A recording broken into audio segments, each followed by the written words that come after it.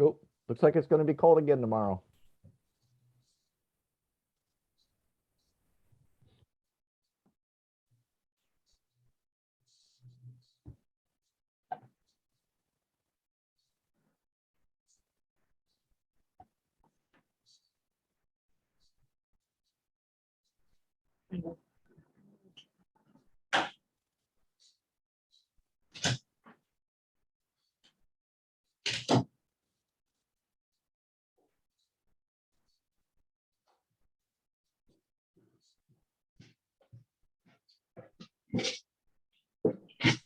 Oh, it's always fun to set up an empty meeting room.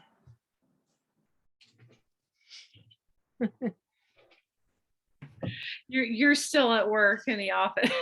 Yeah, I'm at work. I have to, by open meeting law, provide a physical space for the meeting. So there you go. Well, good for you, Melinda. At least it's not an ice storm day. And yeah, Yeah, thanks for doing Okay. it all. yeah, no problem. I took advantage of the beautiful weather today and pulled my daughter out of school for a full-on PE day of horseback riding and skiing, since everything else is going to be like, it's like brutal on either end of today. So Mhm. Yeah, for sure. I know Danielle is not showing up. Welcome, Chris. Thank Chris is you. our Happy to be here. newest member. I forget. Oh, I know. Yeah. Replacing Hans. I mean, as if anyone could replace Hans, but I would endeavor to do my best. Yeah. he will likely still show up as a member of the community. I think that's one of his most passionate points with it. But Mhm. officially as a board representative, we have Chris. Great. And oh, and Reed is not showing up either because I think he's in Florida. And Terry is showing up shortly.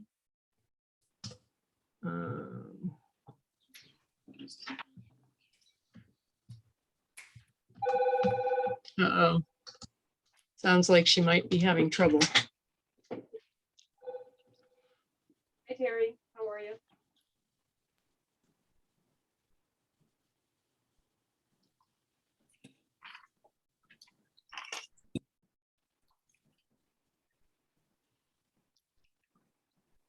Yeah, I just emailed it to you. All right, let me just tell you what it is.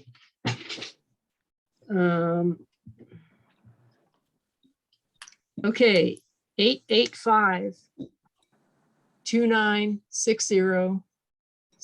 885-2960-6343.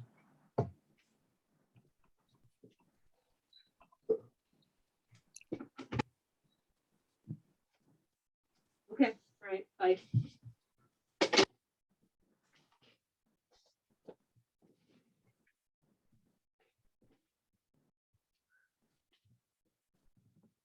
All right, now I think we have everybody. Now we have our chair, your chair.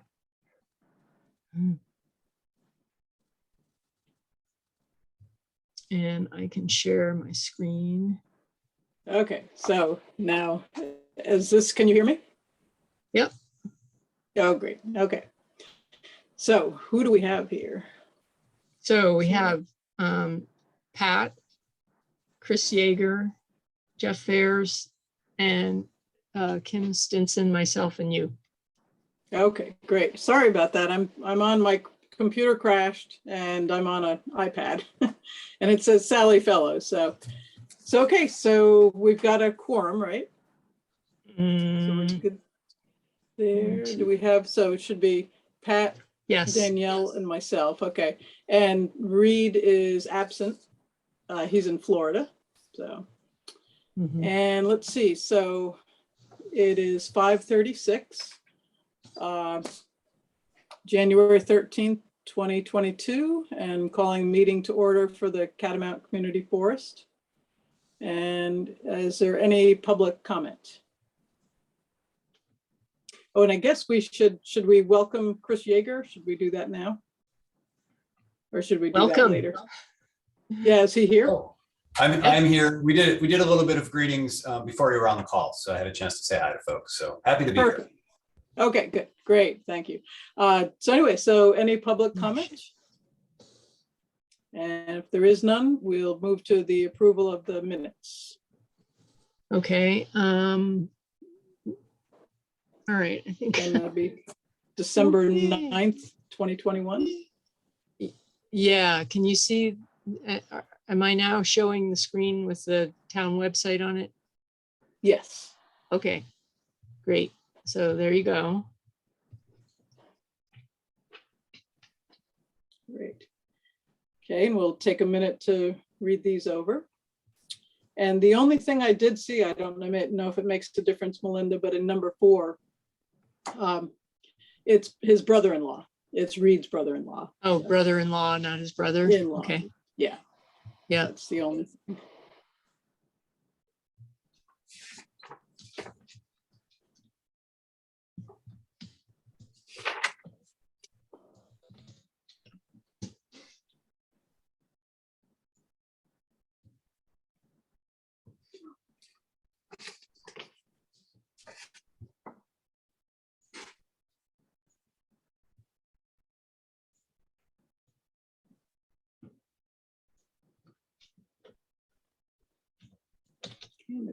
Everybody's had a chance to read those. Someone could make a motion to approve the minutes. I guess, does that warrant an amending of the minutes? Yeah, you can just say a motion to approve as amended. And does that, can I do that, or does someone else in the committee Someone have to else do that? needs to make a motion. Okay, I move that we accept the minutes with the addition. and is there a second?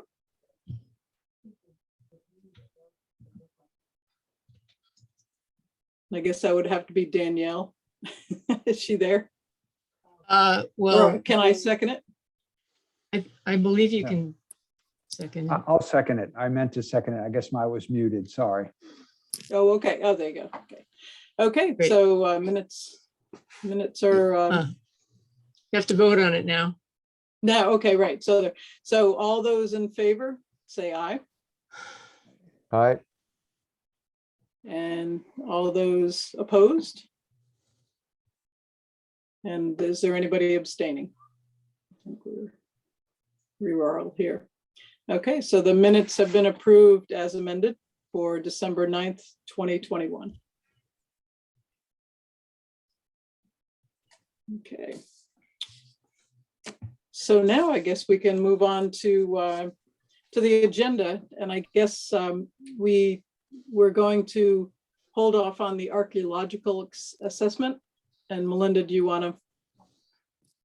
Just give Yeah, a so brief- just as a point of procedure here, after I had already posted these minutes, Terry proposed some changes to the agenda. I mean, after I posted this agenda, Terry then contacted me and wanted some proposed changes to the agenda. To comply with open meeting law, any changes we propose need to be done, really at the beginning of the meeting. It's generally better practice if we don't make last minute changes to the agenda. But it's probably okay, but it needs to be done, and it needs to be like, so basically I think what Terry is proposing is to talk about the archaeological assessment at some later date, and instead to have a conversation about the sheep barn again.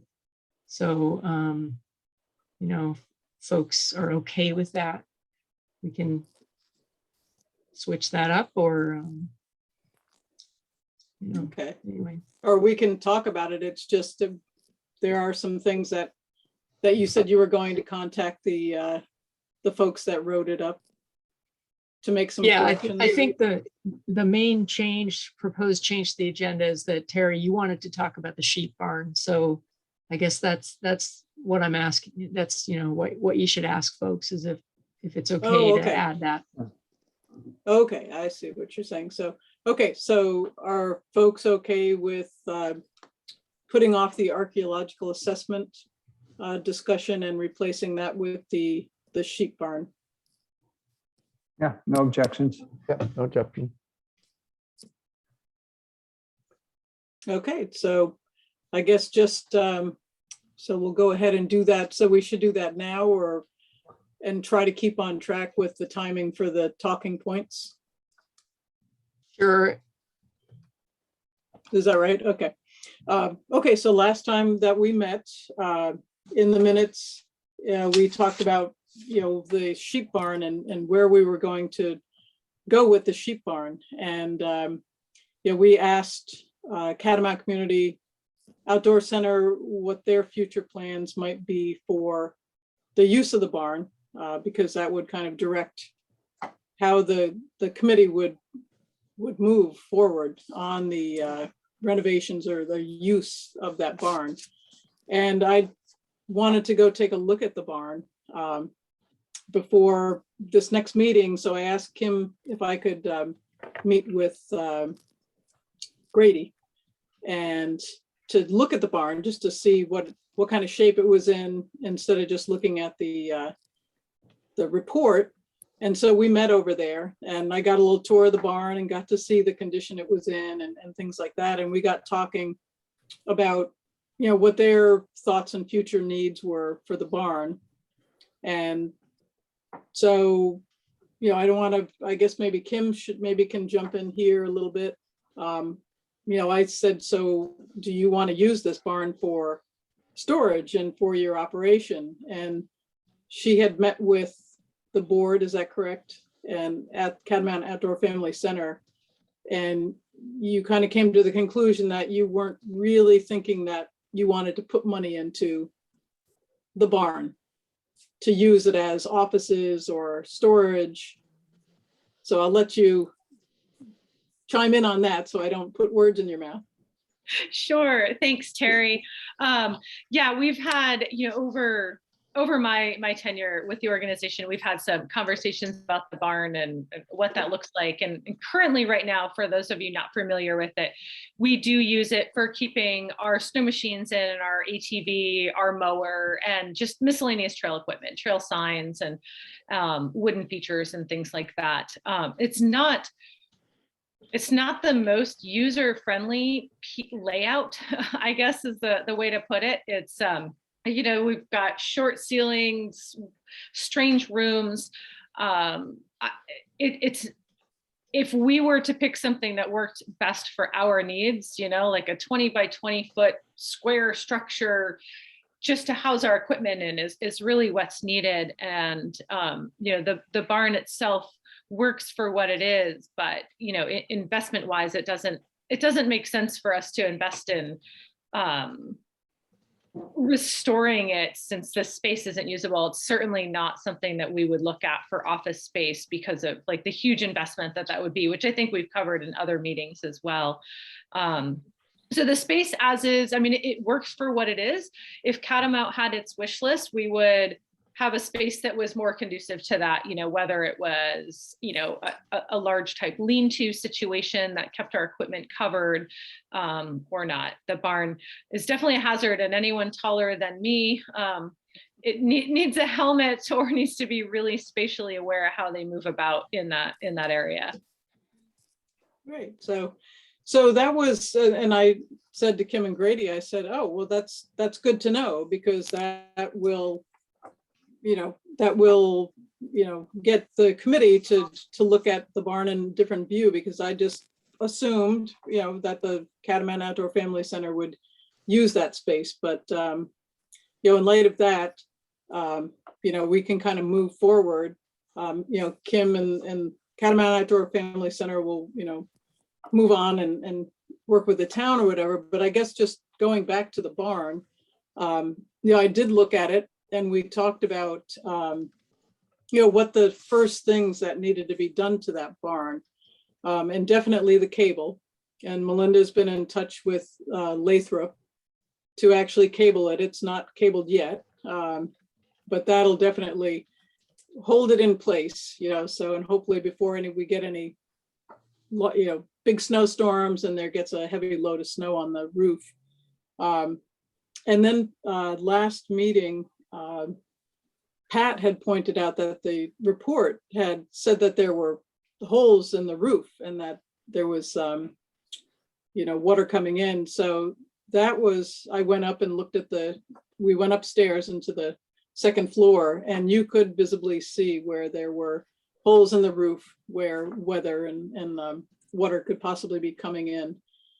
So that would be the second one. And then, and then from there, you would move on to either, having another assessment done. Melinda, I guess you thought maybe that the town was going to have some money for another assessment, but that might be put on hold, I guess. But just it needs to be jacked up.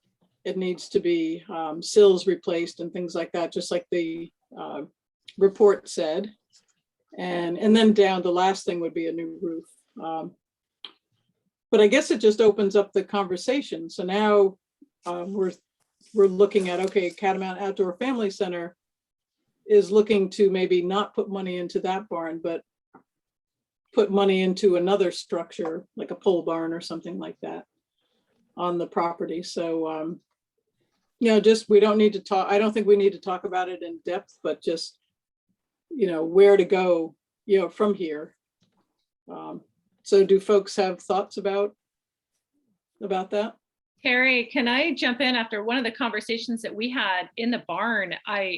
You had brought up an idea of some sort of like an educational museum, historical museum with exhibits, whether we're talking, the history of the property or, exhibits that rotate over time, whether it's invasive species or forest management stuff. And from a user perspective and the public coming to the space, I can't say enough about how invaluable I think something like that would be to help educate people about the property, why it's preserved, how it is, and managed how it is. So I just wanted to let you know I love that idea.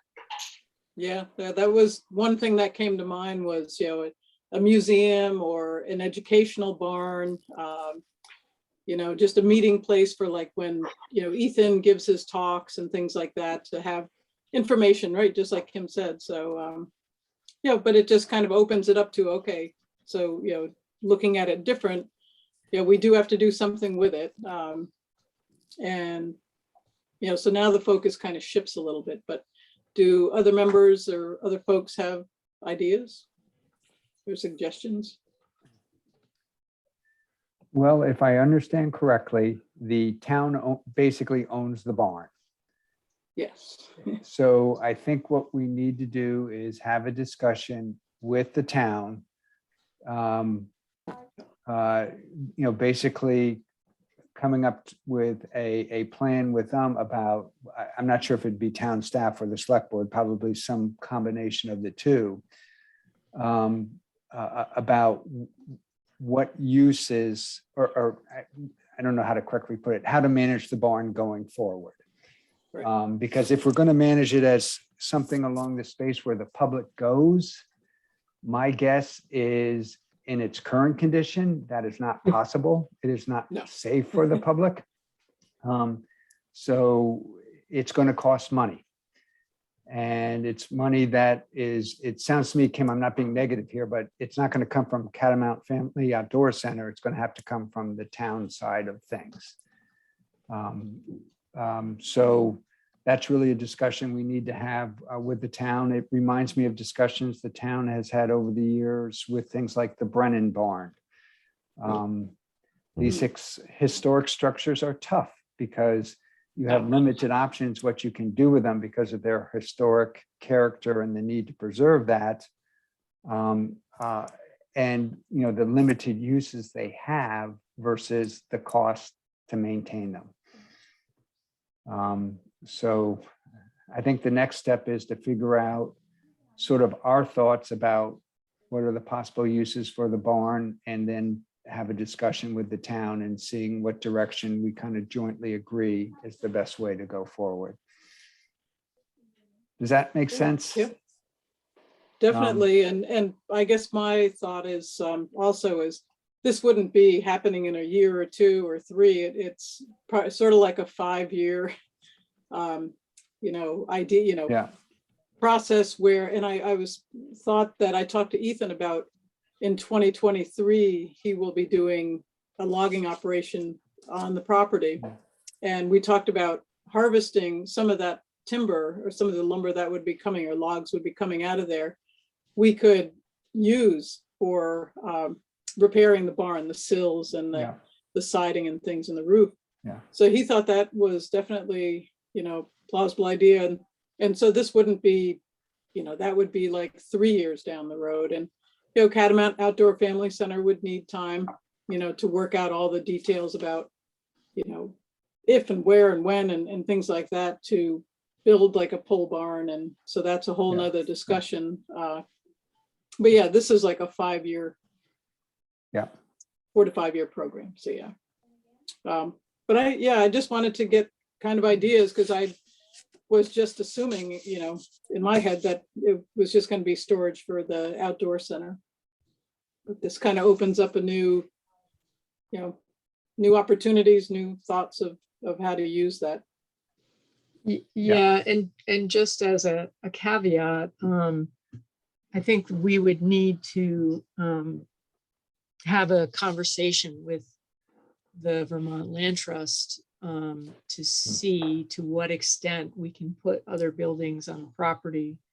We are somewhat limited. It does say in the conservation easement that they could allow a modest structure. And right now we have, a few structures, well, a couple of, one additional structure. So we would need to have a conversation with them before we go too far down this road, just to get a sense of what, how many structures and what types of structures would be allowed. Yeah, so I thought this would just be a, good time to throw that out there. Like I said, it's 3 to 5 year program. I think the most important thing right now for the barn is to get the cabling done. And if Lathrop can't do it, there's other folks around that probably could do that, get that done. And then just the roof. I guess I just suggested A+ roofing, just because I know he's worked on barn roofs before. He's helped out Cyples and the Bruces. And then all the rest of the work would be happening over time. But yeah, just to kind of throw it out there for people to think. Pat and Danielle, I don't know if you have any thoughts about, the barn and its use going forward. Well, as an owner of a couple really old barns that need really bad help, it's expensive. Number one. Number two, I think the question I would have is the potential conflict between projected use and historic preservation. And then throw in there another thing, sort of whatever the current requirements are for public building. So if the ceiling's so low that it doesn't feel like it's safe, if we're going to use it for a public space, then we may have to think about changing that. Well, I don't know if the historic preservation folks would allow us to do that, because it changes the nature of the building. So I think that there's a ton of questions floating around, but I do think that, putting the big threaded rods through the building, make sure it doesn't implode or explode, and doing the roof would be the important things to do in the short term until we sort of figure out what a purpose would be. And like, if we were going to use it for educational things, is it just open 24/7? Is it something that's managed? Do we have a person who's going to be there? So there's tons of questions, I think, that come in to begin to shape whatever the program elements would be of the barn, which then shape whether or not we can even use the barn for those purposes. Do we need a bathroom?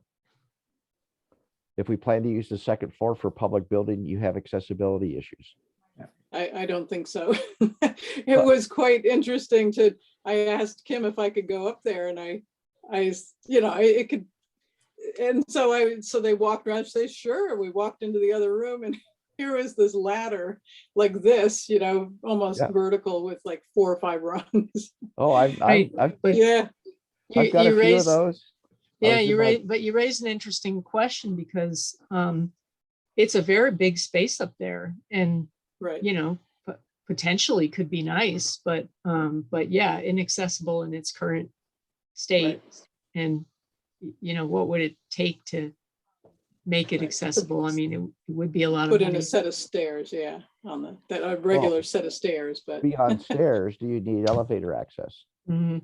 Oh, Just- right, yeah, I just don't depending think, I upon- think it would be more storage, yeah. I mean, like I said, this is a 5-year Oh, yeah, but project, I think for me, to me, Terry, those are the questions of looking at the question Yes. of sort of what Yeah. the potential purposes are, what we can and can't do under the current sort of either building zoning, but also the historic preservation part. And I think that those are part of the conversation. Right, and I would think we'd need to get, since it's been designated a historical building, we would need to pull in people from the state who, place that on that building and find out from them, what are the restrictions, so the building basically is disintegrating, I guess you could say, that the sills are rotting, and so the building is just kind of slowly sinking. And that might be one of the reasons why the beams are so low. I don't know if it was originally that height. I think I'm it not was sure. originally a short Lower. ceiling. Sure, think. yeah. Yeah. So we would have to find, yeah. I've got a barn Mhm. just like that. Jeff, a question for you. Since the town owns the Brennan barn, have you all put money into that? Yes. Okay. Yeah, how much, I'm not sure. And there's been debate over the years about use, exactly what you're talking about, use of the barn, cost, historic preservation, that whole mix of things. And my recollection would be is we really never had made a clear direction. We're kind of almost year by year. The public works director will come and say, X really needs to be fixed. And then we have this discussion of, well, is it worth spending this amount of dollars to fix X to keep it going for another couple of years until we decide what to do with it? Yeah. Type of thing. Jeff, do you think Bruce is a good resource for like just finding out more about what work has been done to the Brennan barn and how much it costs and all that He's stuff? probably the best resource in town, but given the shape of this barn, that kind of, it's disintegrating. I'm not really sure he's going to feel all that comfortable. Because it may be, he's just like, it's beyond the point where I can really help advise what the priorities are for the barn and what you should be spending money on. And that's my question about the roof. Is what I remember is from the assessment we had. If I remember correctly, he tried to list the things to do in order of what he thought the priority was. Right. And if I remember, the roof wasn't, I'm not saying don't do the roof, but I just remember the roof being further down the list. And so I just want to make sure what money we do spend on the barn is, the best, most appropriate thing to do it. It sure sounds to me like fixing holes in the roof is a good idea, but let's not do that if why really is more important than, something that I don't have the assessment in front of me is more important than fixing the roof, even though the roof is leaking and helping cause it to disintegrate quicker. Well, and I think the I roof think- was further down because it was really looking at replacing the whole roof. Right. So if you're putting a coat of that thick roof coating Yep. with asbestos in it, with the aluminum color that comes up silver, it fills in most of those holes. Yeah. Like I painted my roofs 25 years ago. Too old to get up there again to do it, but they need it again because it really fills in all of those holes Yep. and really helps preserve it. So, to get someone to come in and do that is not a long project. So it's different than replacing the roof. Yeah, I get your point. It's more of a Band-Aid to keep the Band-Aid. roof. Yeah. Yeah. And Well, it Jeff, does seems the like- town use the Brennan's barn for anything? Uses it for storage. Okay. I think stuff associated with the community farm Okay. garden there there, at yeah. Brennan Woods. Yeah. And maybe Okay. maybe the Little League uses it, but I think it's primarily for storage. Okay. And there's some historic significance of it. They use some construction technique that's very unique in that barn. I forget what it is. There's a name, you know, there's some name of the type of way they held it together. Yeah. Huh. Cool. Mhm. And just And getting back to, I'm sorry, go ahead. and then the town also has the old school, which is in front of Williston Central School. And I'm trying to think of what other historic buildings we might have. Now, the old school is public accessible. Great. And that doesn't have a restroom in there, does it? Might have an outhouse. Yeah, you're right. It's so Two-holer. close to the library, I guess. Right, yeah. And they just recited that, didn't they? They Yeah. just, this Yeah. past year. And just getting back to the roof, was that in the narrative, he described all the holes in the roofs, and he suggested taking nails with washers on them to replace some of the nails that had been, I guess, rusted out but Pat's ideas, yeah, that's a Yep. good idea too. That really seals it. So, but Yeah, I think back in the day, they used just nails. Then they moved to nails with rubber washers on them. Right. And now Yeah. what they use are screws with hex heads on the top with rubber washers. So the Mhm. application has changed over time to provide less of a pull out, because the screws, you just can't, they just don't pull out like the nails do over time. right. Hmm. Right. So I think that, just reading through that, the report, you go from cabling the barn, and then the roof was mentioned in there, but then it gets to pretty significant, working on the foundation, jacking up the building. So that's Yeah. pretty significant, funds and things like that. So that's where kind of run into having to make, before you spend all that money, deciding what the barn is going to be used for. So. Okay, well, we're a little bit early. I think the next one is 6:10 that we're starting. Is there any more comment on the barn anymore? No. I guess we could move on to the talking point to the Catamount. Yeah, so I put this together at the request of Danielle. It's kind of unfortunate she's not here, and maybe we could, maybe you'd want to reserve the bulk of the discussion or discuss it again when she's here, because she said she wanted a response to just people that raise the issue of, taxpayers are paying the outdoor center and, or pay. I guess the issue is the town spent all this money on this land and the outdoor center gets to use it and all that. So we had these FAQ documents, kind of continually revised as the project progressed, but we started doing these very early on in the acquisition project. And so I took one of those, the most recent one, and I revised it again to sort of reflect the current situation. And it's probably too long to be like a talking points kind of thing.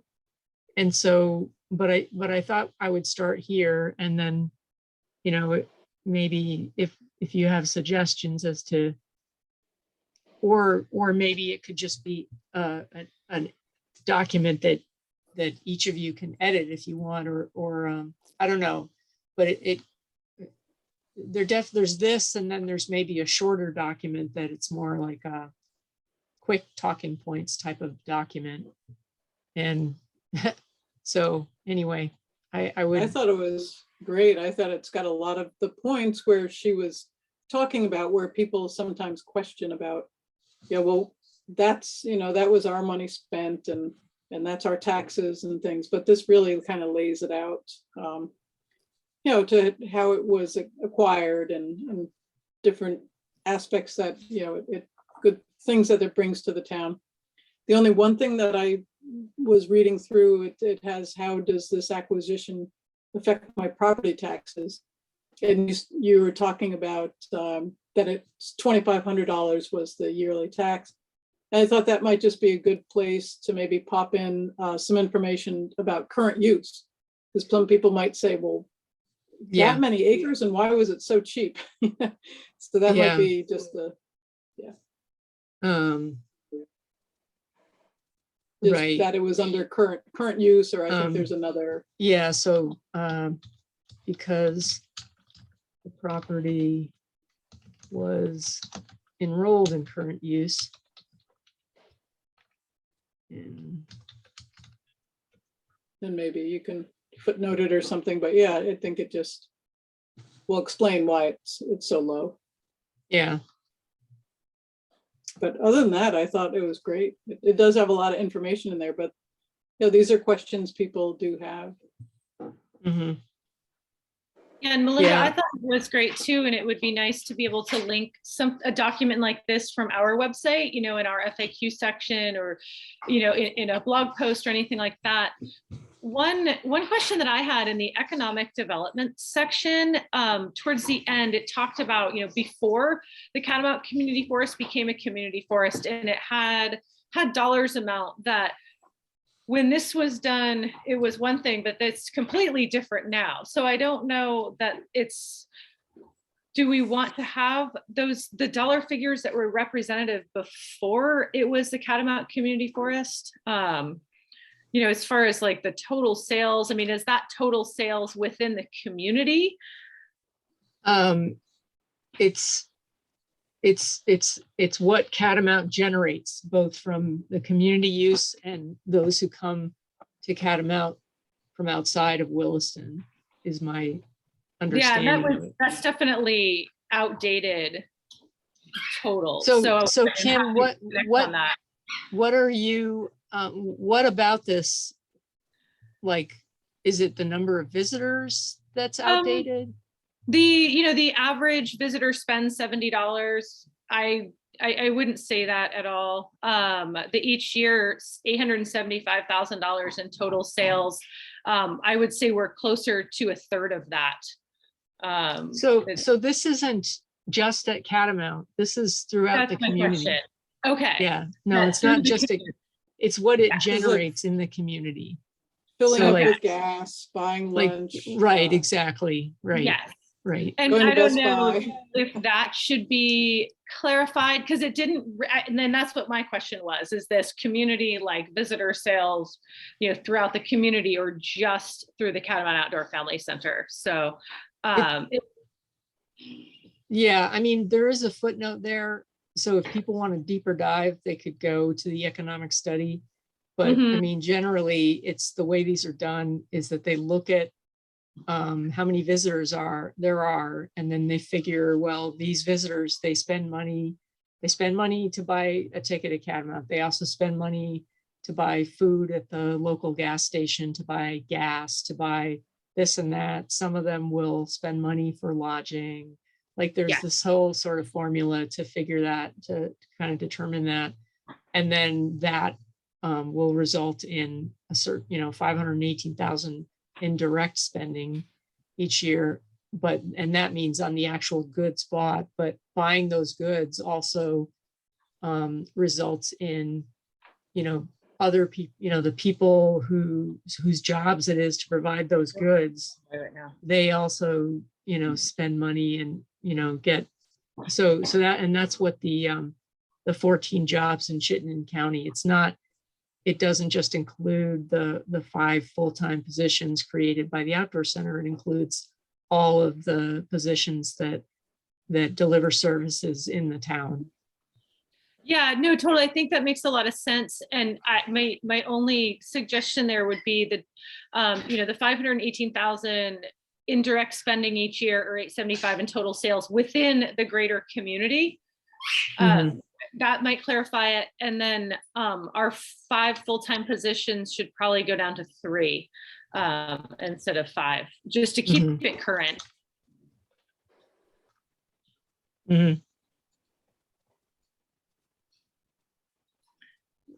But I mean, as a whole, I think a document like this is super valuable, at least from our standpoint, and being able to share something with our members and users as well. Yeah. Yeah. And is there somewhere on the town website that this could be linked to, or it could be? Yeah, it's already up there. I have the PDF up there, so I can provide that link to Kim. It's right here, the PDF document. So if you were to click on that, it would open up this page, and here's the link for that. Yeah, Melinda, I would maybe suggest in that document, when you were looking, we were just looking at the economic development. At the point where you say a study found that the study was in 2017. So you could say a 2017 study found that the average visitor. So Yeah. making folks know that before they have to go down and look, because most folks don't look at footnotes, because I think that gives a perspective, because hopefully things have changed over time, and it would be great to replicate it. But it sounds like that study was done to basically study the impact of a proposed Catamount community forest. So it may not get redone, but it sets some context. Right.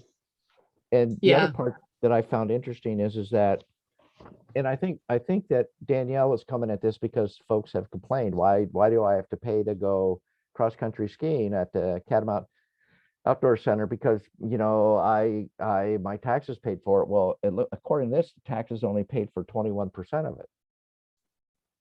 Is that right? You mean for the acquisition? Right. Yeah. So not that we're going to look at that kind of detail, but when I read that, it sort of said, I knew there was some money that came from outside sources, but my assumption was that most of the money came from the town. Yeah. And this says that really roughly 80% of the money came from various and sundry groups all around who contributed to a town project. Yeah. Which is different. Right. And maybe I'm thinking, and maybe this could be simplified by creating some sort of infographic kind of thing for each, or maybe a bullet point for each of these paragraphs that really simplifies it, just gets it down to, like it would be, the town's contribution was only 20%. 80% of this was funded through other sources. Like that's really sort of the nugget, right? Yeah, I think you nailed that right on the nose, Melinda. Like from a user perspective, when people come to Catamount with questions, it's like, what's the 2-sentence summary that we can provide?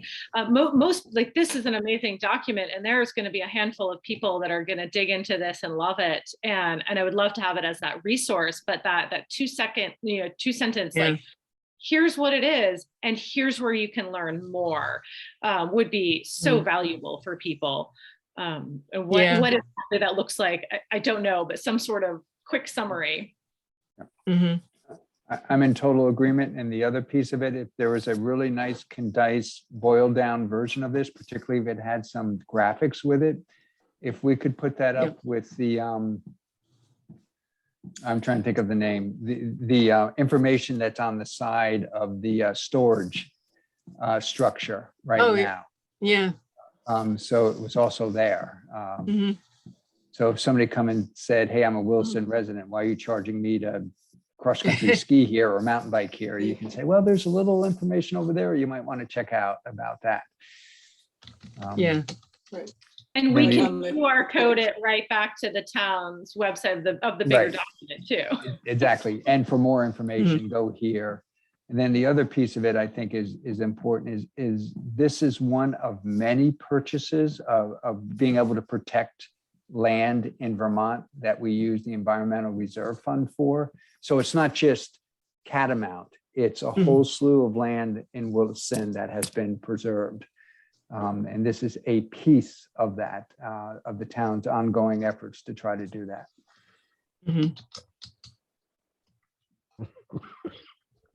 Yeah. What is it? Trust for Public Land did on this project was absolutely amazing. I mean, we owe them such a debt of gratitude for what they were able to do. For sure. In my opinion. Without them. Yeah, they were a big part of it.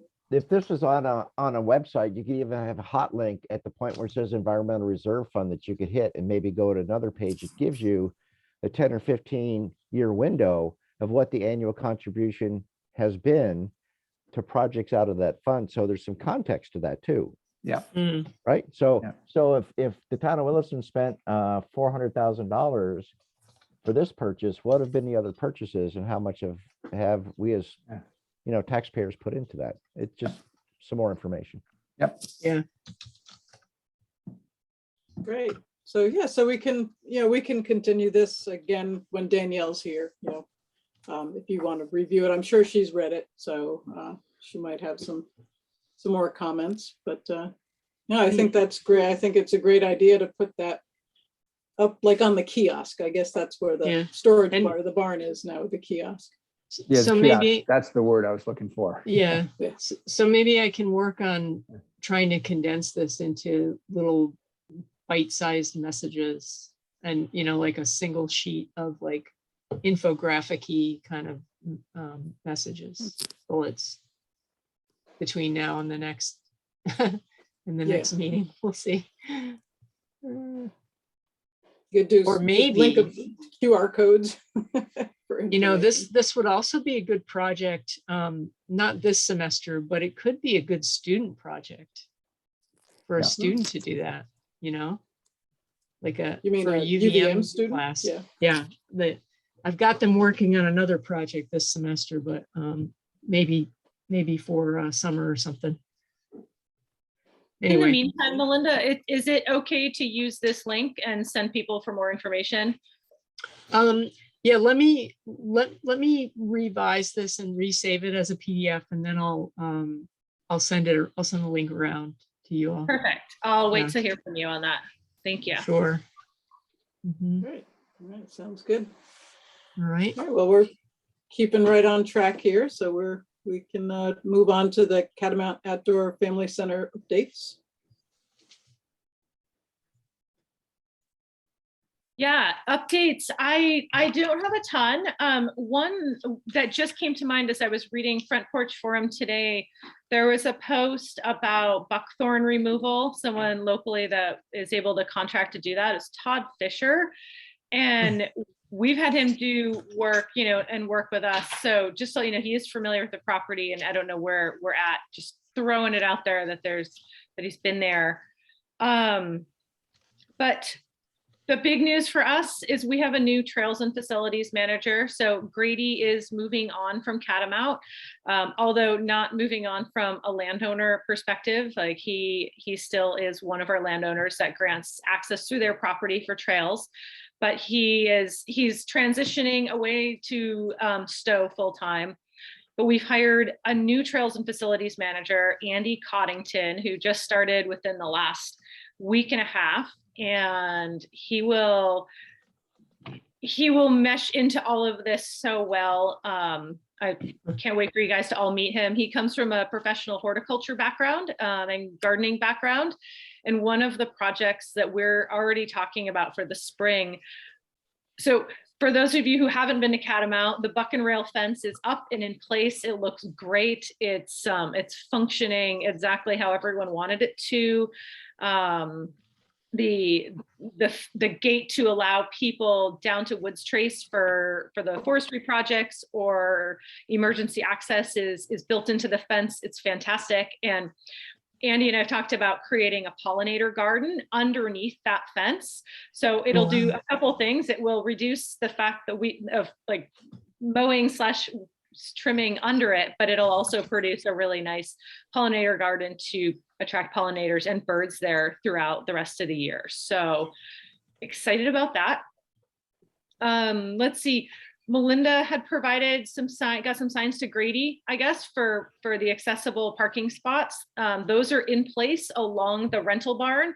And we have already been complimented from some folks in the community that use Catamount for adaptive purposes, and they're super thankful that those signs are there. Our last Saturday when we were open and super packed, everybody paid attention to the signage. Nobody blocked those spots. It was really successful. So thank you for getting those up. That's a total win for everyone. We have the Vermont Community Garden Network is using Catamount for a fundraiser. They're doing a snowshoe-a-thon on February 13th. So there's some information on our website there. So we're excited to partner with them and get some new people at Catamount and checking out the trails. It's very family oriented, and we hope to do more with them in the future. And then we're once again partnering with the Richard Tom Foundation to host a fat bike rally on January 23rd. So that's coming up in just a couple weeks. And so Little Bellas will be there as well, and a few others, Pride Rides Vermont. And that should be fun with some group rides and free demos and fun events. So that's happening. And yeah, as you guys know, winter operations, despite the low snowfall, is already in effect. We have very low snow, a couple inches of coverage on the trails. Our groomer Keith has been grooming very carefully so as not to speed up any snow loss, but we're looking forward to potential snow on Monday to be able to open up more stuff. It does bring up a conversation about trail policies. And one is, I'm really hoping that you all on this committee can help us, also just be stewards of good trail policy out there. And a couple of the biggest ones, of course, that we've always struggled with is foot traffic in the winter without snowshoes, and just how damaging that can be for all users. So if you're out there and you see someone in regular hiking boots or something walking on trails, please help us educate them, because we are not eyes on the trails at all times, and just let them know that it is damaging for the other users, and encourage them to get some snowshoes to get out there. Or if they don't have snowshoes or don't want them, there are other areas locally that don't have that policy. So just having those resources is really important. Hey, Kim, question on that. Do you get the sense that it's a few people that do it regularly, or is it a lot of people that do it occasionally, or there's no way to tell? It's really hard to tell. Alan Cote would probably be the best one to be able to say that. He runs into people on feet almost every time he's out there. But one thing that I have run into is, so the state, I believe it's Forest Parks and Rec, manages a trail resource called All Trails. And that resource is very difficult for us as trail managers to actually put information out there. It's not very user-friendly. You have to go through like multiple people to get the right information out there, and then it can be changed. And so I've run into a lot of folks from out of state that they're like, oh yeah, I was on All Trails. It doesn't say anything about that. Like no one uses All Trails anymore. So that's one thing. What was the one, Kim, you told me about? You showed me? It was Fork Trails? Trail Forks. Trail Trail Forks. Forks. Trail Forks That is was- used yeah. pretty exclusively throughout the state of Vermont. And it's amazing for those of you who aren't familiar with it. Like you can get a paid subscription on your smartphone, or there's a free app, and it'll show you exactly where you are on the trails and which direction your phone is pointing in. So for people that get turned around, it's worth its weight in gold for sure. But we did. No, go ahead, Terry. Oh, I downloaded it on my phone after you told me about it, and it was great. I was like, oh my God. Yeah. It saved me a few times as well. Yeah. We have added some signs right at the entrance. So now with the fence in place, people are coming through by the hub, and there's a nice signboard that does say that no fat bikes and snowshoes are permitted on the ski trails, and that all pedestrian traffic requires snowshoes at all times. And we have the trail signs, like the arrow and the snowshoe diamonds that they're supposed to follow. So right there, like these are the markers you're supposed to follow. So we're hoping that helps. And then we also added some shared use signs, because there's I don't know, half a dozen or so areas throughout the network that to get from a snowshoe or a bike trail to the next section, there might be a 20-yard section that you need to share with skiers. And so those are clearly marked with shared use section, and it shows a skier, a biker, and a snowshoer. And then when you get to the end of it, it's shared use ends, and it has a big X through the biker and the snowshoer. So we're hoping that those signs will help. We've had some great feedback on them so far. So when you see them out there, that's what those are. But yeah, just hoping that when you all are out there, help us educate people, because that really is the biggest part of it, is just sharing those messages. And it's hard if you come back and be like, hey, Kim, we saw somebody post holing up Goose Hill. Great. Did you tell them? No. Okay, well, I anything about it from down here. So yeah, help us help everyone else, because it's certainly appreciated by the community members that are out there using it. And even those that are doing what we'd say is the wrong thing, most of those people are simply just not educated in the policy. They're not sure where to look. They don't check our website. They don't read the signs. So maybe a conversation is all that they need. Because most people innately do not want to do the wrong thing. So just, yeah. And actually, Kim caught me this past on Friday when I was there. I was going out to put some signage on the ash trees out there, and I didn't even see it. I'm pretty sure there was snow on that sign. That's what I'm going to say. But I was like, wanted to go just get that done, and I didn't even think about it. I stayed off to the side, but I was on the trails with the skiers, and I just didn't even, I was busy trying to figure out where I was going. And so we talked about it, and I said, oh my God, yeah. And then when I was leaving, there were some people at the kiosk at the hub, and they were trying to figure out the map. They were trying to figure out how to pay. They were just so confused, about what, first time there.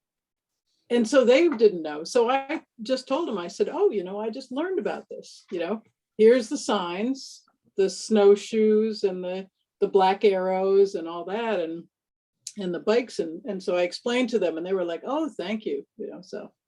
So I think it is just having a conversation with people. Yeah, for sure. And the more eyes out there, the better. If everyone can just look out for the trail's best interest, it just helps everyone. And luckily, we haven't really been open at the hub full time because of the low snow and variable conditions and all of this. And now, more frigid cold. So, it's a bummer going into a holiday weekend with like wind chills that are -30. And we won't be open Saturday for that reason, just to more or less protect our staff, because they aren't in a super heated environment either. And most people that are going to venture out in those conditions have their own equipment and know what they're doing. So we're just hoping for more snow, and then we plan on being open full time by next week, which will be fantastic. But that's Sunday about all. afternoon is looking okay. So hopefully. Great. Okay, so is that all there is, Kim? Yeah, I mean, real quick, we launched our snow school programs in schools. The feedback so far has been phenomenal. COVID is playing its part in our ability to get into schools. So we're making adjustments as needed with individual schools and what they're dealing with. And then we have a new week-long camp. We have 2 that are coming up, one in February over February break for 8 to 11-year-olds to kind of just get out and explore the forest. Not any sort of focus, but just forest exploration and outdoor recreation combined. So we're hoping that'll help families that are looking for something for their kids to do over February break.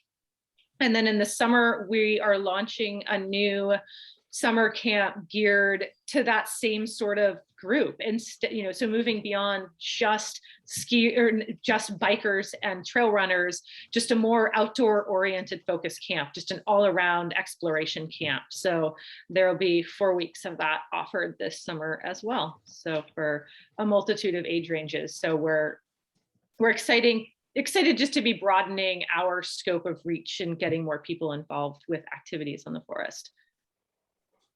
Yeah, so it's great. It's a hopping place. Activities happening all the time. It's a good thing. Yeah. Yeah. All right, great. So since Reed isn't here, we won't have the wood duck box update, so we can do that next time.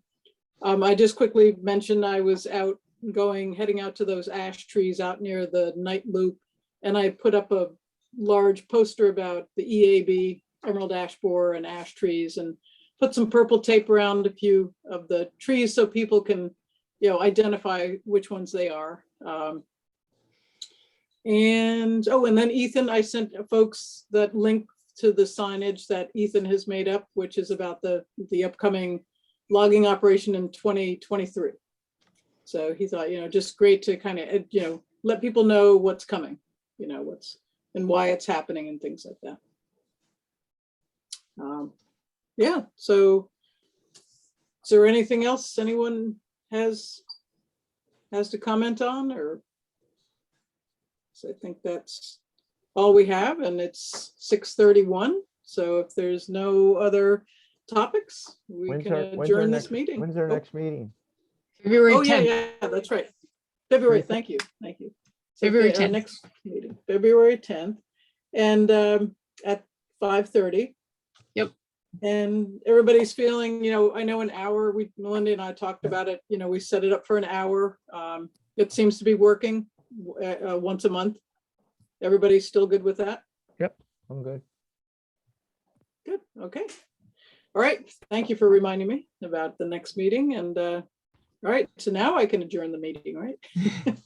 At care. 6:32. All right. Yeah. Great. Thank Stay you, warm. everybody. Yep. Good night, Yes, stay everyone. warm. Yep. Thanks, bye-bye. Thanks.